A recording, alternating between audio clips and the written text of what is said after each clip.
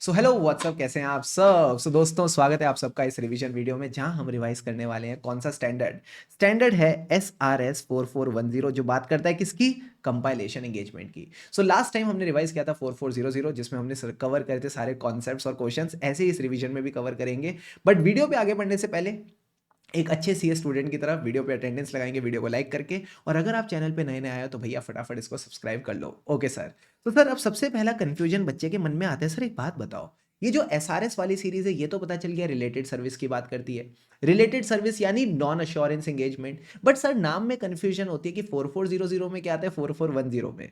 तो मैं कहता हूं हमेशा इसको ऐसे ध्यान रखा करो, अगर आपने 4400 में मेरे साथ एग्रीड अपॉन प्रोसीजर कर ली है, अगर आपने 4400 में मेरे साथ एग्री करके जो मैं प्रोसीजर चाहता था वो कर लिए, तो फिर मैं आपके लिए 4410 में इंफॉर्मेशन को कंपाइल कर दूंगा। तो अगर मेरे साथ एग्री करके आपने मेरा काम कर दिया 4400 में, तो मैं आपके लिए 4410 में चीजों को कंपाइल कर दूंगा। क्या अब नाम याद रखने में थोड़ा आसानी होगी? हाँ सर, पहले मेरी एग्रीड अपॉन चीज करो, फिर मैं आपके लिए कंपाइल कर दूंगा। Great sir. अब सर 4410 बात किसकी करता है, आ जाओ इसको समझते हैं। ये बोर्ड नोट्स आपको हमारे टेलीग्राम चैनल पे मिल जाएंगे, क्लियर से with Shubham Keswani. Again the link is in the description. देखो सिंपल सी बात क्या है कंपाइलेशन एंगेजमेंट में, ये कहता है कि सर हमें चाहिए प्रैक्टिशनर। हम ऑडिटर की मदद नहीं ले सकते फाइनेंशियल स्टेटमेंट बनाने के लिए, सेल्फ रिव्यू थ्रेट आ जाएगा। तो यहां वर्ड ऑडिटर यूज नहीं होगा, वर्ड यूज होगा practitioner. Practitioner assist the management with preparation and presentation of historical financial information, जिसको आप प्यार से बोलते हो फाइनेंशियल स्टेटमेंट। यहां पे आप कोई भी अश्योरेंस नहीं दोगे। तो देखो, जैसा नाम वैसा काम। कंपाइलेशन करना मतलब इकट्ठा करना। मैनेजमेंट क्या करेगी, आपको सामग्री देगी, इंग्रेडिएंट्स देगी। उन इंग्रेडिएंट्स को आपने कंपाइल करके फाइनेंशियल स्टेटमेंट बनाने हैं। तो कुछ आपको रिकॉर्ड्स मिलेंगे, कुछ आपको डॉक्यूमेंट्स मिलेंगे, कुछ आपको जजमेंट्स मिलेगी। इन सबको इकट्ठा करके आपको मैनेजमेंट के लिए फाइनेंशियल स्टेटमेंट तैयार करने हैं। बात समझ में आई? आई सर। अब सर एक बात बताओ, जब मैं मैनेजमेंट के लिए काम कर रहा हूं, मैनेजमेंट के साथ मिलके फाइनेंशियल स्टेटमेंट बना रहा हूं, तो क्या मेरा इंडिपेंडेंट होना जरूरी है? Answer is no. This time the practitioner need not be independent, but yes, he should comply with the ethical requirement. Sir ethical requirement का मतलब है आपके अंदर होनी चाहिए वो 5 क्वालिटीज जो कोई भी प्रोफेशनल में होती हैं। Confidentiality, objectivity, integrity, professional competence, due care और प्रोफेशनल बिहेवियर। ये 5 क्वालिटीज तो होनी ही होनी चाहिए। ठीक है सर। अब सवाल आता है, सर हमको फाइनेंशियल स्टेटमेंट बनाने क्यों है? Why is the compilation engagement required? तो सबसे पहले ऐसा कंपनीज एक्ट ने लिखा है। कंपनीज एक्ट का अगर आपने पढ़ा सेक्शन 128 और 129, वो फाइनेंशियल स्टेटमेंट बनाने की बात करते हैं। तो यहां पे लिखा है, it is a mandatory periodic financial reporting requirement established by law regulation. तो अगर लॉ ने बोला करने का, मतलब करने का। दूसरा सर कहता है, there can be some other cases. What can be the other cases? So these cases can be 3 cases. सारे बच्चे बोलो मेरे साथ, इंटरनल, एक्सटर्नल, ट्रांजैक्शनल। एक बार और, internal, external, transactional. Sir internal का मतलब है कहीं ना कहीं इंटरनल यूज के लिए मैनेजमेंट जानना चाहती है इस महीने हमने कितना प्रॉफिट कमाया, कितना रेवेन्यू किया। तो मैनेजमेंट के इंटरनल पर्पस के लिए हम फाइनेंशियल कंपाइल कर रहे हैं। एक्सटर्नल का क्या मतलब है कि अगर किसी एक्सटर्नल पार्टी ने आपको पैसे दिए हैं, जैसे कि बैंक ने, जैसे किसी इन्वेस्टर ने, तो वो चाह सकता है कि आप हर 15 दिन में, हर एक महीने में उसको बताओ कि हमारा कितना रेवेन्यू हो रहा है, कितने प्रॉफिट्स हो रहे हैं। So periodic financial reporting for external parties under a contract और agreement, example funding body providing grants. And last में आता है सर ट्रांजैक्शनल। ट्रांजैक्शनल का मतलब है अगर मैं किसी के साथ मर्जर एक्विजिशन करने वाला हूं, कोई एंटिटी मेरे साथ मर्जर करना चाहती है, मुझे एक्वायर करना चाहती है, तो सर वो मेरे फाइनेंशियल देखना चाहेगी। तो अगेन उसको फाइनेंशियल दिखाने के लिए फाइनेंशियल बनाने पड़ेंगे, कंपाइल करने पड़ेंगे। So for transactional purpose also financial reporting में भी रिक्वायर्ड। तो आप बस इतना ध्यान रखना, why compilation engagement is required. इस पे डायरेक्ट 4 नंबर का क्वेश्चन आ सकता है। तो सबसे पहले तो it is mandatory as per the legal and regulatory requirement, mandated by the laws regulation. Other cases में आते हैं sir 3 cases, internal, external, transactional. Internal for the management TCWG, external मतलब periodic FR for external parties under a contract और agreement. And last में आता है transactional for mergers and acquisition. Clear है boss? Clear है सर। अब sir इसी concept के ऊपर जो बातें अभी तक हमने डिस्कस करी, क्वेश्चन 5 आता है। बट एक बार आ जाओ बुक से भी गो थ्रू करते हैं, कोई पॉइंट मिस तो नहीं हुआ।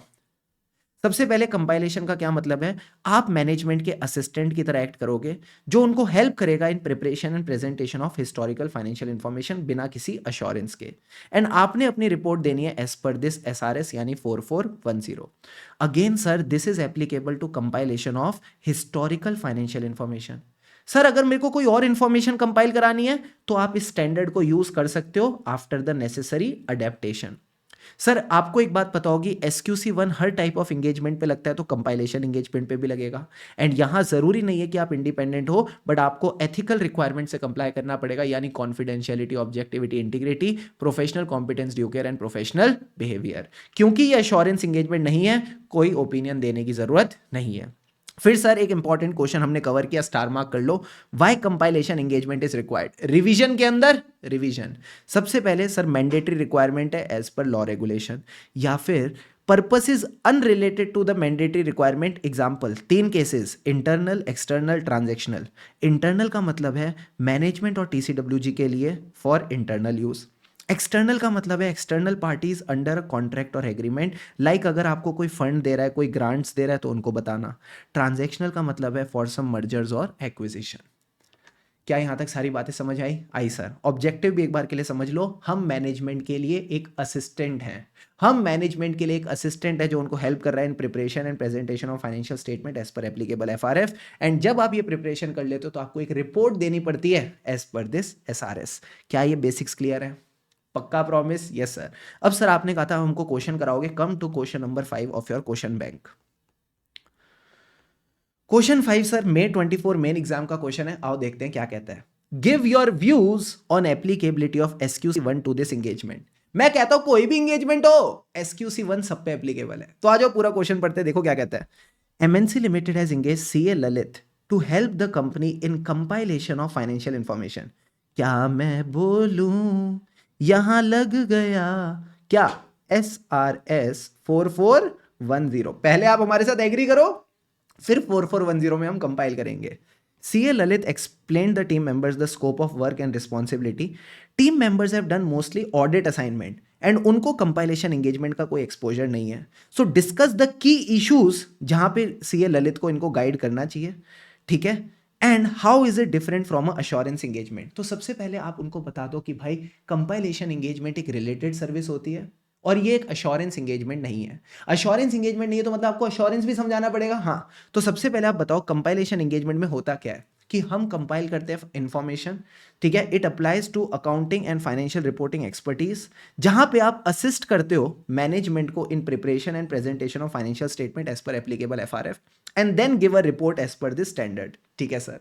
उसके बाद आप उनको ये भी बता दो अश्योरेंस एंगेजमेंट का क्या मतलब होता है। देखो यहां इन्होंने अश्योरेंस एंगेजमेंट का मतलब लिखा। हाँ सर, ये चीज हम कहां सीखते हैं? जब मैं पढ़ाता हूं SAE जो 3400 वाली सीरीज है ना, हाँ वहां अश्योरेंस एंगेजमेंट का मतलब सीखते हैं। आ जाओ उसको भी रिवाइज करते हैं। अश्योरेंस का मतलब है to express a conclusion. So अपना आंसर स्टार्ट करेंगे, here the practitioner expresses a conclusion. फिर मैं कहता था क्यों? To enhance the confidence of the user. तो अगला पॉइंट आएगा, this is design to enhance the degree of confidence of the user other than responsible party. अब सवाल आता है सर ये अश्योरेंस में दे कैसे पा रहा हूं? by evaluating the subject matter against a criteria. So next part of the definition कहता था it is the outcome of evaluation of a subject matter against a criteria, of a subject matter against criteria. So जैसे तोड़ तोड़ के definition आपको सिखाई थी वैसे ही आपने यहाँ पे अप्लाई करनी है, ठीक है सर। अब सर अगर आप देखोगे यहाँ पे कुछ एडिशनल थ्योरी इन्होंने लिखी है। ये एडिशनल थ्योरी वही है जो मैंने आपको पढ़ाते वक्त बोला था, इसको याद कर लो कि हमको फाइनेंशियल रिपोर्टिंग करनी क्यों होती है। तो शुभम सर आपने कहा था मैंडेटरी अंडर लॉ रेगुलेशन, और अदर केसेस थे इंटरनल, एक्सटर्नल, ट्रांजैक्शनल। वही तीनों पॉइंट लिखे हैं। Internal for management TCWG, external sir external कब? जब आपने किसी से लॉ और कॉन्ट्रैक्ट में एग्री किया है, एग्जांपल फंडिंग एजेंसी ने आपको कोई ग्रांट दिया है। एंड ट्रांजैक्शनल यानी for any mergers on acquisition transaction. क्या आपको सारे के सारे पॉइंट दिख गए? अरे यस और नो? Yes sir. तो मेनली आपको इतनी ही बात लिखनी है और आखिरी में आपसे पूछता है कि बताओ इस केस में SQC1 एप्लीकेबल होगा? तो बोलो होगा। SQC1 का दिल बहुत बड़ा है, वो हर टाइप ऑफ एंगेजमेंट पे एप्लीकेबल होता है। तो यहां पे भी आप बोलो compilation engagement is a non assurance engagement, हम कोई अश्योरेंस नहीं देते, हम हेल्प करते हैं preparation and presentation of financial information as per applicable FRF and give a report, and SQC1 is applicable to all engagement, so it is applicable to this engagement also. दो ये बहुत core theoretical question है, but still I hope कहीं ना कहीं इसको कैसे manage करना है अब आपको समझ में आ गया होगा। ठीक है बॉस, ठीक है सर। अब आ जाओ वापस मेरे साथ। अब सर मेन स्टैंडर्ड की ओर आगे बढ़ते हैं। अगेन इस स्टैंडर्ड में 3 बातों में चर्चा करेंगे। सबसे पहली चर्चा एंगेजमेंट एक्सेप्टेंस, फिर चर्चा एंगेजमेंट परफॉर्म कैसे करनी है, एंड आखिरी में we will talk about reporting. पानी के 2-2 घूंट लगाओ, गेट रेडी।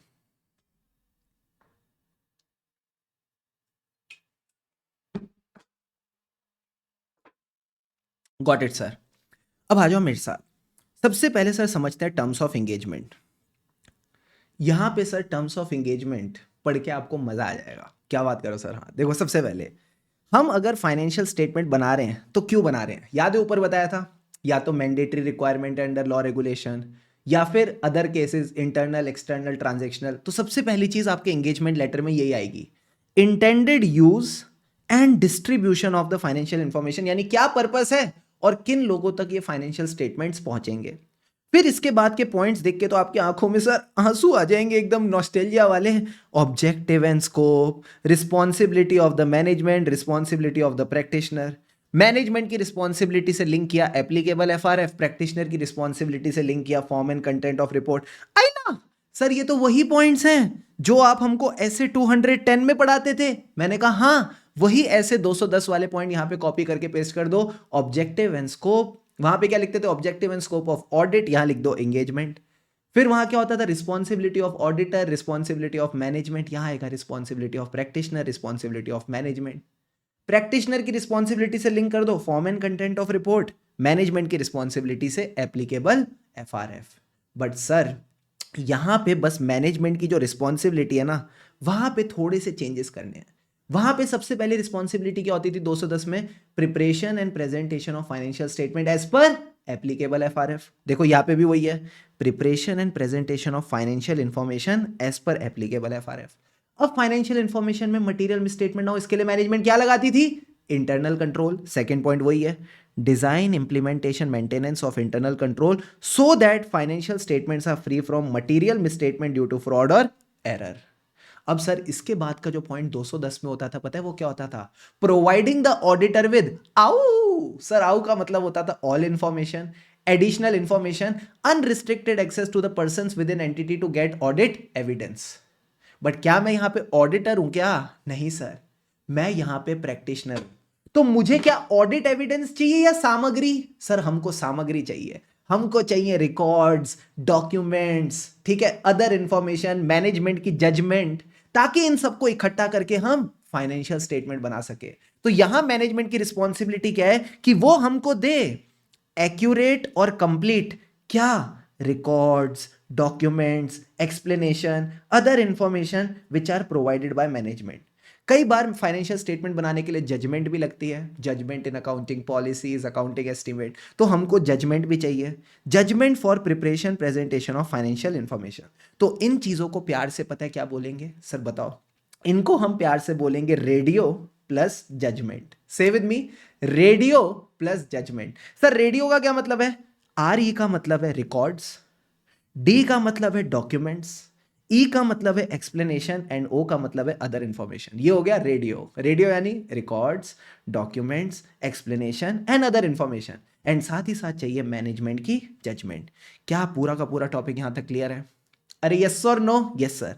तो एक बार आ जाओ किताब में भी वापस आपको गो थ्रू करा देता हूं। देखो क्या कहता है रिवीजन के अंदर, revision, don't accept the engagement unless the terms of engagement with management and engaging party, ठीक है, if it is a different party, they have been agreed.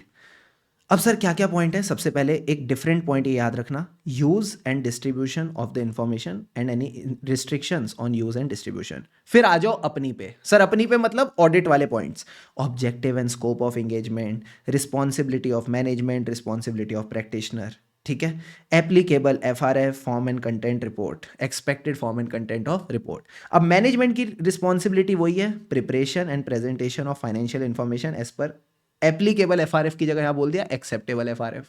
फिर design, implementation, maintenance of internal control so that financials are free from material misstatement due to fraud और error. अब हमको यहां पे क्या चाहिए? आउ नहीं, यहां चाहिए रेडियो। रेडियो का मतलब है records, documents, explanation, other information and साथ ही साथ judgements to prepare and present the financial information. क्या मैनेजमेंट की रिस्पॉन्सिबिलिटी क्लियर है? Yes sir. जैसे ऑडिट में करते थे यहां भी वही करेंगे। जो भी इंगेजमेंट टर्म्स हैं they should be recorded in the engagement letter और other written agreement prior to performing the engagement. क्या पूरा गेम समझ में आया? अरे yes sir, no? Yes sir. अब आ जाओ, इस पे एक बढ़िया क्वेश्चन कराता हूं। Question number 6। क्वेश्चन 6 कहां हो तुम? क्वेश्चन 6 आया एमटीपी नवंबर 24। देखो क्या कहता है। Practitioner shall not accept the compilation engagement unless practitioner has agreed the terms of engagement with the management. In view of the above mention the responsibility of management for compilation engagement. तो मुझे बताओ management की क्या क्या responsibility थी? Sir management की responsibility थी सबसे पहले preparation and presentation of financial information as per applicable FRF, वो हो गया। दूसरी चीज, इनमें मटेरियल मिसस्टेटमेंट ना हो इसके लिए क्या लगाएंगे? Internal control. तो सेकंड पॉइंट आ गया design, implementation, maintenance of internal control so that they are free from material misstatement due to fraud और एरर। अब सर जो प्रैक्टिशनर है इसको क्या देना है? रेडियो। सर रेडियो का क्या मतलब है? accuracy and completeness of records, documents, explanation and other information provided by management plus the judgments necessary to prepare and present the financial information। क्या चारों के चारों पॉइंट दिमाग में बैठ गए? पक्का? पक्का सर। अब आ जाओ आगे। First part of SRS 4410 is done, engagement acceptance. Second part किसकी बात करता है? सर सेकेंड पार्ट बात करता है परफॉर्मिंग द एंगेजमेंट। पानी के दो दो घूंट लगाएं एंड गेट रेडी।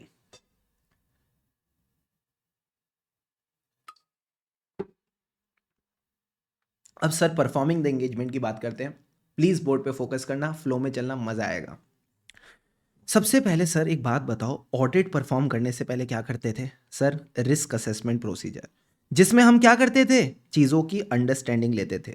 तो यहां भी फाइनेंशियल स्टेटमेंट कंपाइल करने से पहले आपको समझना पड़ेगा। सर क्या?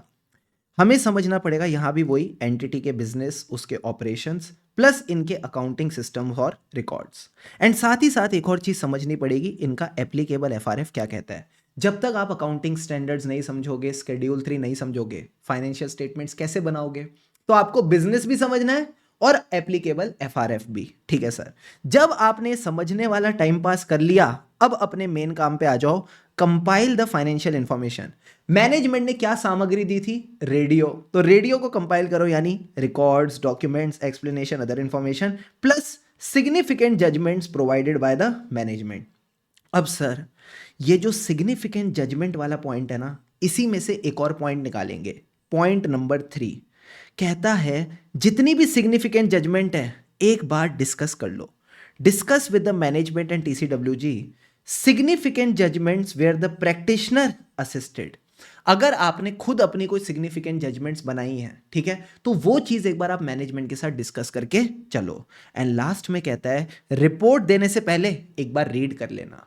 Read the compiled financial information in the light of understanding of. आपने स्टार्टिंग में किसकी अंडरस्टैंडिंग ली थी? Business and operations and applicable FRF. तो जो भी आपकी अंडरस्टैंडिंग है बिजनेस को लेके, एप्लीकेबल एफआरएफ को लेके, उस अंडरस्टैंडिंग के हिसाब से देखो क्या फाइनेंशियल स्टेटमेंट एकदम ठीक बने हैं या नहीं। तो ये 4 स्टेप्स आपने मेनली ध्यान रखने हैं। सबसे पहले अंडरस्टैंड, सीधा कंपाइल करने मत बैठ जाना, अंडरस्टैंड करना है। So understand the B&O। B&O का मतलब है बिजनेस एंड ऑपरेशंस, जो आप जनरली ऑडिट में भी करते हो, एंड एप्लीकेबल एफआरएफ। फिर कंपाइल कर लो जो भी सामग्री है, radio, records, documents, explanation, other information and significant judgement provided by management. अगर आपने खुद की सिग्निफिकेंट जजमेंट लगाई है तो वो भी मैनेजमेंट के साथ डिस्कस करो। और आखिरी में रिपोर्ट देने से पहले रीड कर लेना।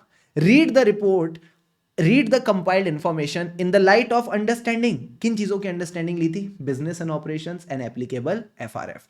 क्या पूरा गेम क्लियर है? Yes sir. अब सर एक बात समझना, एसके मसाला, अब मसाला डालते हैं थोड़ा। अगर मैनेजमेंट बदमाश है, मतलब अगर आपको लगता है कि जो रेडियो था, रेडियो यानी records, documents, explanation, other information, क्या बढ़िया टेक्निक है ना, सारे कीवर्ड्स आ जाते हैं। या फिर जो सिग्निफिकेंट जजमेंट्स हैं, these are inaccurate, these are incomplete या अनसेटिस्फैक्टरी। साउथ बॉम्बे के लैंग्वेज में बोलूं या साउथ दिल्ली की लैंग्वेज में बोलूं, they are very U. Sir U का क्या मतलब है? Incorrect, incomplete, unsatisfactory. तो आप मैनेजमेंट को बोलो कि हमको भैया ये जो इनकम्प्लीट है ना, इसके लिए एडिशनल इंफॉर्मेशन दो, जो इनएक्यूरेट है इसके लिए करेक्टेड इंफॉर्मेशन दो। ओ, या फिर अगर आपको लगता है इन्होंने आपको रेडियो दिया ही नहीं, ना तो रिकॉर्ड्स दे रहे हैं, ना डॉक्यूमेंट्स दे रहे हैं, ना एक्सप्लेनेशन दे रहे हैं, ना अदर इंफॉर्मेशन दे रहे हैं, तो ऐसे केस में आप कंपाइलेशन कर ही नहीं पाओगे। हाँ सर, तो खाली बैठ के क्या करें? चुपचाप पतली गली से निकल लो। यानी in such case you should withdraw and inform management and TCWG the reasons of withdrawal. क्या रीजन है आपके विड्रॉ करने के, ये मैनेजमेंट टीसीडब्ल्यूजी को बताओ। क्या ये बात समझ में आई? Yes sir. तो एक बार आ जाओ, वापस रिवाइज करा रहा हूं, रिवीजन के अंदर रिवीजन। अगर आपको लगता है जो मैनेजमेंट ने रेडियो दिया है या सिग्निफिकेंट जजमेंट दिया है, दिस इज यू। यू का क्या मतलब है? Inaccurate, incomplete, unsatisfactory. तो ऑब्वियसली जो इनएक्यूरेट है उसके लिए करेक्टेड इंफॉर्मेशन मांगो, जो इनकम्प्लीट है उसके लिए एडिशनल इंफॉर्मेशन मांगो फ्रॉम द मैनेजमेंट। अगर मिला ही नहीं तो आप इंगेजमेंट कंप्लीट ही नहीं कर पाओगे। तो ऐसे केस में you should withdraw and inform the reasons to management and TCWG. Does it make sense? Yes sir, मसाला बढ़िया था। अब सर इसके बाद थोड़ा सा और मसाला ऐड करते हैं। सर ज्यादा चटपटा हो रहा है, अरे अभी तो मजा आएगा। अब एक बात समझना, पहले एक बात बताओ, ये अश्योरेंस एंगेजमेंट है या non assurance engagement? Sir it is a non assurance engagement. तो यानी अगर ये नॉन अश्योरेंस एंगेजमेंट है तो क्या आपको चीजों को चेक करना है? क्या आप बैठ के एंटिटी का रेवेन्यू चेक करोगे? मैंने कहा नहीं। क्या आप बैठ के इनका परचेजेस चेक करोगे? मैंने कहा नहीं। बट सर कंपाइल करते करते अगर कोई गड़बड़ मिल गई, कंपाइल करते करते अगर कोई गड़बड़ मिल गई तो इसके बारे में मैनेजमेंट को जरूर बताना। तो देखो क्या कहता है, practitioner becomes aware during the engagement that compiled financial information does not refer or does not describe the applicable FRF। या आपको लगता है जो कंपाइल्ड फाइनेंशियल स्टेटमेंट है इसके अंदर मटेरियल मिसस्टेटमेंट है, या फिर ये मिसलीडिंग है, तीनों में से कोई भी गड़बड़ है, या तो एफआरएफ को रेफर नहीं कर रहे, या इसमें मटेरियल मिसस्टेटमेंट है, या फिर ये मिसलीडिंग है, तो ऐसे केस में आप करोगे प्रपोज। Sir propose? अरे वो वाला प्रपोज नहीं भैया। प्रपोज का मतलब है मैनेजमेंट को जाके प्रपोज करो कि अमेंडमेंट्स करो, चेंजेस करो। एंड अगर मैनेजमेंट ने कर दिया डिक्लाइन, तो सर ऐसे केस में अगेन ऐसी मैनेजमेंट से दूर रहो। Withdraw and inform the reasons to management and TCWG. But sir अगर विड्रॉल पॉसिबल नहीं है, may be any reason, then in that case determine your professional and legal responsibility. क्या ये गेम समझ में आया? हाँ सर। एक बार और, मुझे क्या अश्योरेंस देनी है? नहीं। तो क्या मुझे रेवेन्यू चेक करना है, परचेज चेक करनी है? नहीं। बट सर कंपाइल करते करते अगर कोई गड़बड़ मिल गई, इन्होंने फाइनेंशियल स्टेटमेंट में एप्लीकेबल एफआरएफ को रेफर नहीं कर रखा, there is a material misstatement, या फिर दे आर मिसलीडिंग, तीनों में से कोई भी गड़बड़, तो ऐसे केस में you will propose amendments to the management. But if they decline, then in that case you should also withdraw and inform the reasons to management TCWG. But sir अगर withdrawal possible नहीं है तो consider your professional and legal responsibility। क्या ये बात समझ में आई? अरे yes or no? Yes sir। अब सर इसके ऊपर हमारे पास एक बढ़िया क्वेश्चन है, question number 2 of your test your understanding. फटाफट आ जाओ टेस्ट योर अंडरस्टैंडिंग के क्वेश्चन नंबर 2 पे। डुन डुन डुन डुन डुन आ गए सर। अब यहाँ पे देखो लॉजिक लगाना, क्या आंसर आना चाहिए, तभी मजा आएगा। ठीक है सर, पहले पानी के 2-2 घूंट पी लेते हैं, अच्छे से होगा। देखो क्या कहता है last line, discuss how you should proceed with the above matter.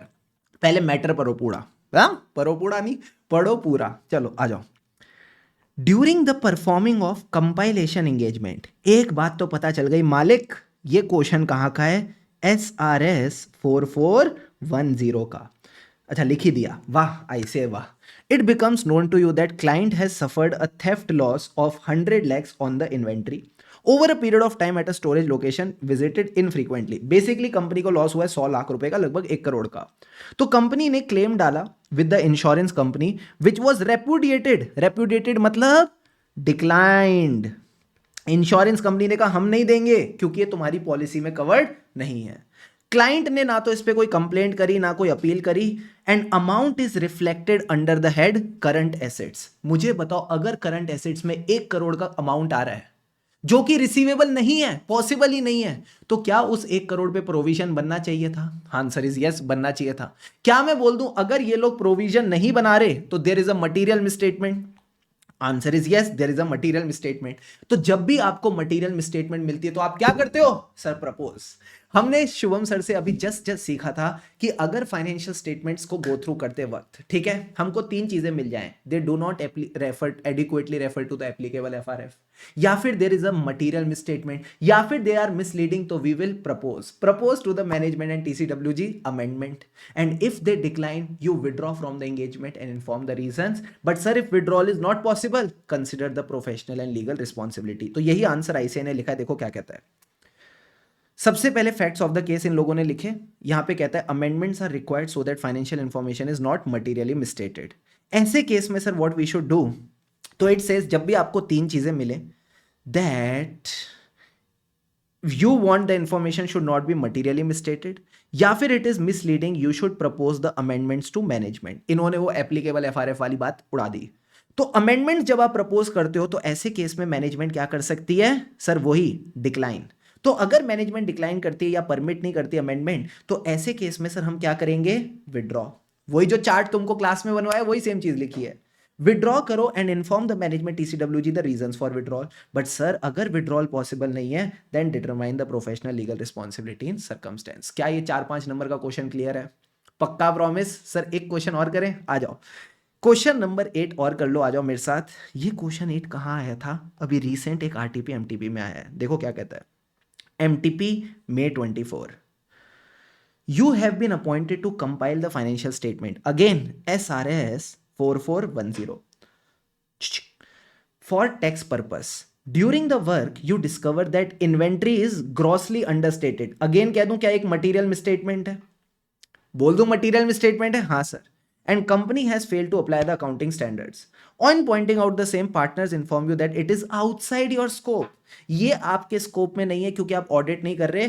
Comment, माना मेरे स्कोप में नहीं है, बट शुभम सर ने सिखाया था कंपाइल करते करते अगर कोई गलती मिल गई तो भैया मैनेजमेंट को प्रपोज करना पड़ेगा। तो ऐसे केस में आप सबसे पहले बोलो SRS 4410 लिख के, if the practitioner is unable to complete the engagement because management has failed to, इन्होंने पूरा आंसर लिख दिया, management has failed to provide the radio का मतलब है records, document, explanation, other information और significant judgment, then in that case you should withdraw and inform the reasons for withdrawal। तो ये इन्होंने इंट्रोडक्शन में बात लिख दी, खत्म।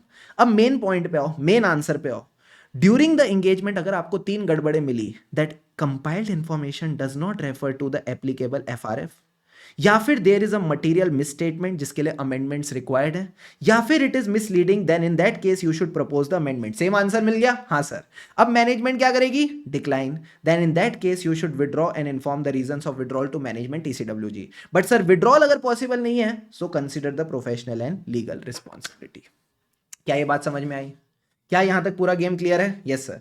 एंड आखिरी में कहता है कि आप इनसे एक्नॉलेजमेंट ले लो कि they have taken the responsibility for the whole financial statement. So again this topic ना, ये जो मैंने तुम्हारे साथ प्रपोज वाला टॉपिक खेला, this is a very important topic, bar bar exams में मजे ले सकते हैं इस पे। ठीक है, ठीक है सर।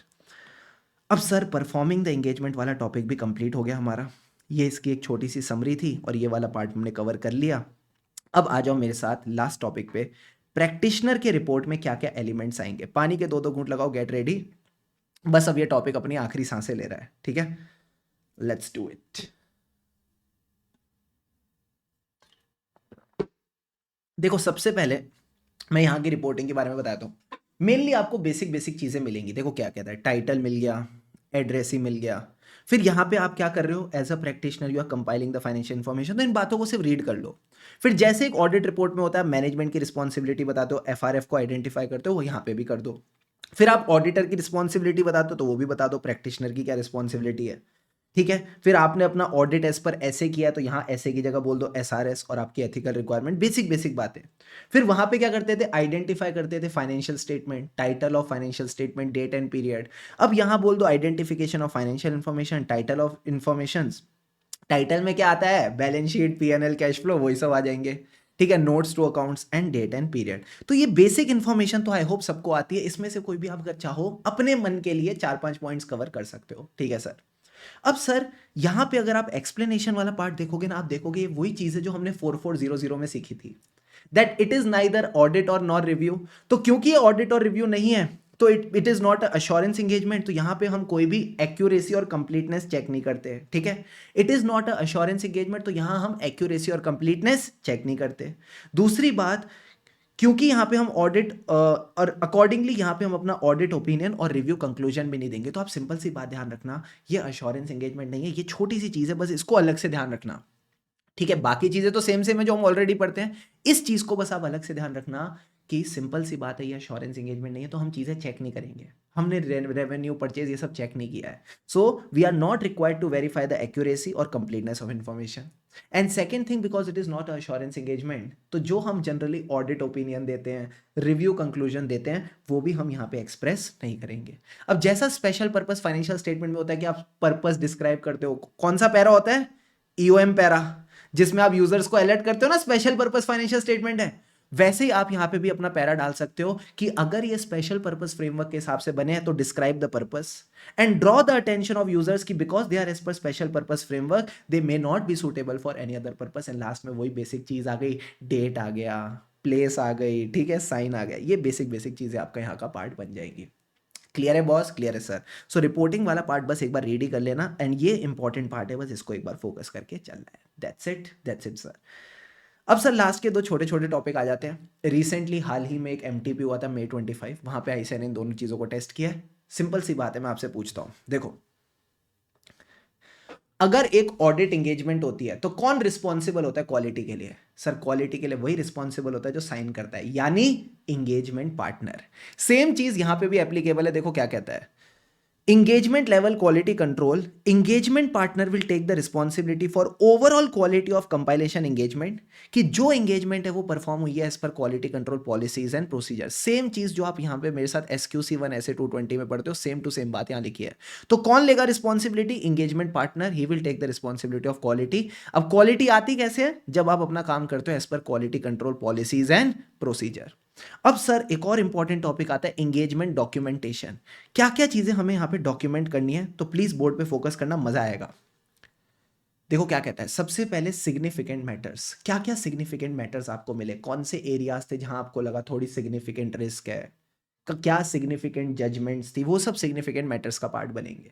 तो जो भी आपको सिग्निफिकेंट मैटर्स मिले, कोई सिग्निफिकेंट इश्यूज मिले, आप उनको डॉक्यूमेंट करना, and how they were addressed, आपने उन पे क्या प्रोसीजर्स करे वो आप डॉक्यूमेंट करोगे, ठीक है सर।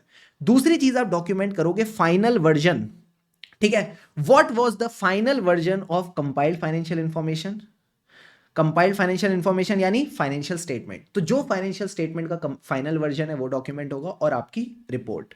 प्लस सर आपको चीजें रिकंसाइल करके दिखानी पड़ेंगी। रिकंसाइल किसके साथ? जो फाइनेंशियल स्टेटमेंट्स आपने बनाए हैं उनको रिकंसाइल करो सामग्री के साथ, यानी फाइनेंशियल स्टेटमेंट को रिकंसाइल करना है विद द रेडियो यानी records, documents, explanation, other information, इनके साथ रिकंसाइल करके दिखाना है, ठीक है सर। एंड लास्ट में कहता है जब आप ये रेडियो इंक्लूड कर रहे हो तो you can include trial balance, accounting records and other information, ठीक है। तो यहां पे मैं रेडियो में बोलता हूं ना, records, document, explanation and other information, तो अदर इंफॉर्मेशन में क्या आएगा? So it may include trial balance, accounting records and other information. बात समझ में आई? अरे यस और नो? Yes sir. तो ये चारों चीजें डॉक्यूमेंटेशन का पार्ट बनेंगे। अब तक मैंने डॉक्यूमेंटेशन कभी नहीं कहा इंपॉर्टेंट है, बट यहां बोलता हूं इंपॉर्टेंट है क्योंकि एमटीपी May 25 में ICAI ने पूछा है। तो यहां का डॉक्यूमेंटेशन ठंडा टॉपिक नहीं है, सारे बच्चे बोलो फायर है। से विद मी, फायर है। सर फायर का क्या मतलब है? मैंने कहा ये एक सिग्निफिकेंट फायर है। सिग्निफिकेंट फायर का मतलब है significant matters and how they were addressed. Fire का मतलब है, FI का मतलब है final version of the compiled financial information and your practitioners report. RE का मतलब है reconciliation of the compiled financial information with the records, documents, explanation, other information. And other information में क्या आ सकते हैं सर? अगर मैं बात करूं रिकॉर्ड्स की, accounting records, trial balance and other information. क्या चारों पॉइंट समझ में आ गए? अरे यस और नो? Yes sir. सो यहां आपका पूरा का पूरा टॉपिक कंप्लीट होता है। एक बार एमटीपी का क्वेश्चन भी देख लो तो तुमको एकदम बढ़िया स्वाद आ जाएगा। देखो this question, first point, KSN and company CAs have been appointed to assist the management in preparation and presentation of financial information, यानी compilation of financial information. Yes sir. CAL has been appointed as the engagement partner. What are the responsibilities of engagement partner? सबसे पहले overall quality की responsibilities की है, and engagement should be done as per quality control policies and procedure. Deal done? Done sir. इसने responsibility भी किस sense में पूछी थी? क्वालिटी कंट्रोल को लेके। एंड बताओ क्या डॉक्यूमेंटेशन रिक्वायरमेंट्स है इस एंगेजमेंट में? सर इसकी डॉक्यूमेंटेशन एक सिग्निफिकेंट फायर है। सिग्निफिकेंट फायर का मतलब है significant matters how they were addressed. Fire का मतलब है final version of the financial information and report, reconciliation of the information with the underlying radio records, documents, explanation, other information, and last में कहता है you may also include accounting records, other information and copy of trial balance। Clear है boss? पक्का। एक direct question और है, RTP May 25 में आया था। इन्होंने पूछा what are the purpose for which financial information can be prepared.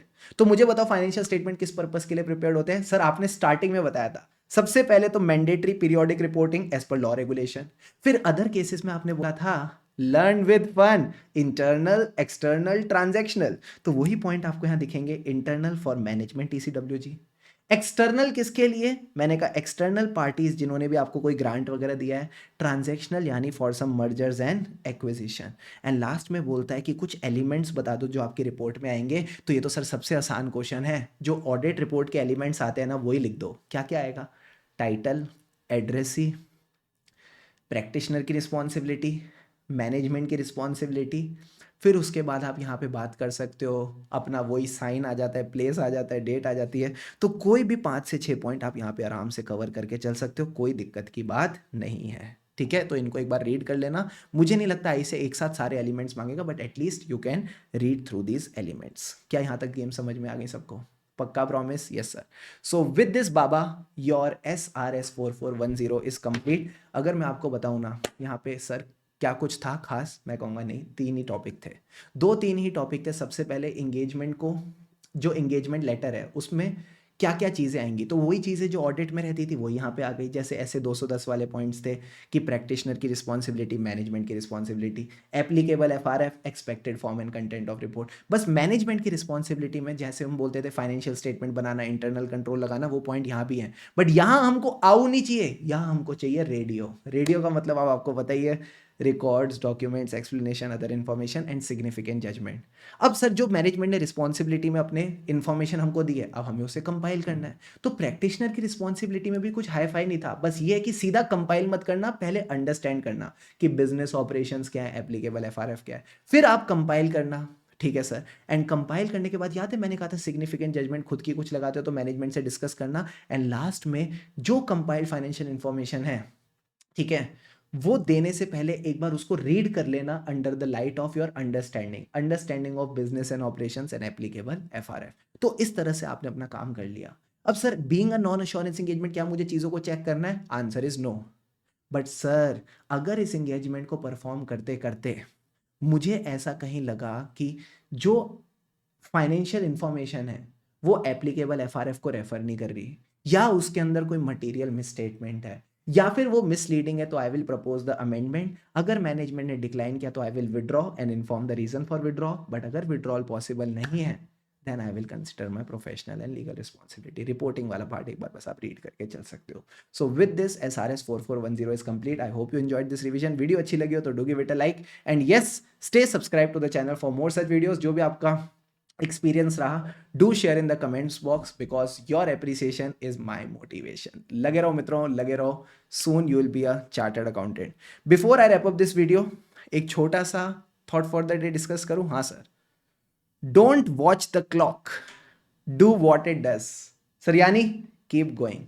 तो घड़ी को देखते रहेंगे ना, टाइम निकलता रहेगा, बट अगर घड़ी के साथ साथ चलते रहेंगे, थोड़ी थोड़ी मेहनत करते रहेंगे, तो पता है जिस दिन दिन कंप्लीट होगा ना, उसके साथ साथ आपके टारगेट्स भी कंप्लीट हो जाएंगे। तो लगे रहो मित्रों, लगे रहो, मंजिल पक्की है। All the best.